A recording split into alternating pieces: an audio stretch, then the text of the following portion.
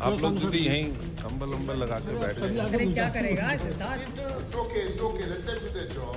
जब तक मोदी बाबू है तब तक हम लोगों को तो ऐसा करना ही पड़ता है। आपको तो पता है कितने बार हमको कभी सस्पेंड किया गया, कितने बार कभी बेवजह हमको बाहर किया गया।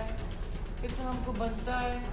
और आज जो किया उन्होंने महात्मा गांधी जी का नाम हटा के, और वो जो MGNREGA स्कीम उसको ही हटाने का कोशिश में वो है। हम प्रोटेस्ट में पूरा अपोजिशन वॉकआउट करके बाहर आए और हम तृणमूल कांग्रेस की ओर से इधर हम रात भर धरने पे हैं 12 घंटा के लिए, रात 12 बजे से सुबह 12 बजे तक, दोपहर 12 बजे तक। ये तो हमारा तो अपोजिशन का फर्ज बनता पीपल्स वॉइस उठाना। वो सिलेक्ट कमेटी में नहीं जाएंगे, किसी को बोलने नहीं देंगे, 5 घंटा में एक